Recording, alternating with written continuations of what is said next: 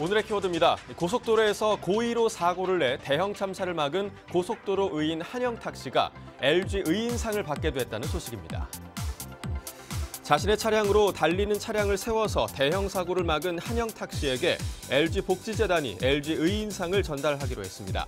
LG 의인상은 국가와 사회 정의를 위해 희생한 의인에게 보답한다는 구본무 LG 회장의 뜻에 따라 지난 2015년에 제정된 상으로 지금까지 72명이 수상했다는데요. LG 복지재단 관계자는 한 씨의 용감한 선행을 우리 사회가 함께 격려하자는 의미에서 수여를 결정했다면서 선정 이유를 밝혔다고 합니다.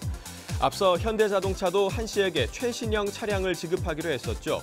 이를 두고 일부 누리꾼들은 이 기업들이 이른바 의인 마케팅에 열을 올리고 있다고 지적했지만 많은 누리꾼들은 오랜만에 접하는 훈훈한 소식이라며 이러한 마케팅은 보기 좋다는 반응을 보였습니다.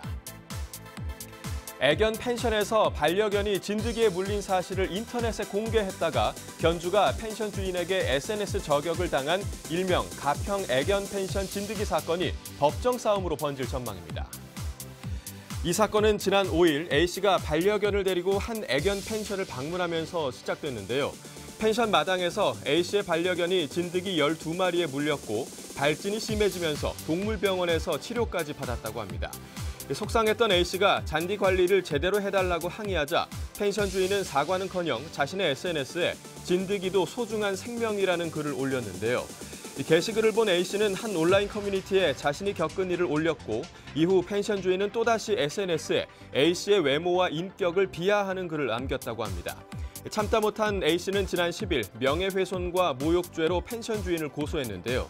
A씨는 반려견이 진드기에 물렸다고 항의했을 때 SNS로 저격만 안 했어도 여기까지 오진 않았을 것이라며 펜션 주인이 여전히 사과는커녕 온라인 커뮤니티에 악성 댓글을 달고 있다고 주장했습니다. 아버지인 원희룡 제주도지사 예비 후보가 주민에게 폭행을 당하는 사건이 발생하자 원 후보의 딸이 자신의 SNS에 과격한 표현의 글을 올렸다가 논란이 일자 결국 사과했습니다.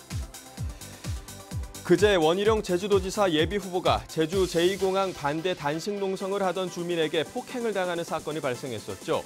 이 폭행 사실을 들은 원 후보의 장녀인 원모양이 자신의 SNS에 우리 아빠를 건드리지 마라, 칼 들고 복수하러 간다는 과격한 표현의 글을 올리면서 논란이 일었습니다. 앞서 원양은 원 후보의 SNS에 폭행 소식을 듣고 아빠가 호상당해야 할 텐데라는 생각이 들었다고 적어 이 호상이라는 표현이 상황에 맞지 않다는 지적이 제기되기도 했는데요. 결국 논란이 일파만파로 커지자 원양은 아빠 걱정에 잠시 흥분했던 것 같다면서 다시 사과의 글을 올렸다고 합니다.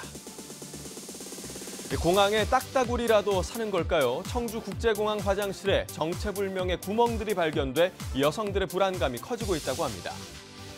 청주국제공항의 여자 화장실인데요. 보시는 것처럼 칸막이 벽에 구멍 수십 개가 뚫려 있습니다.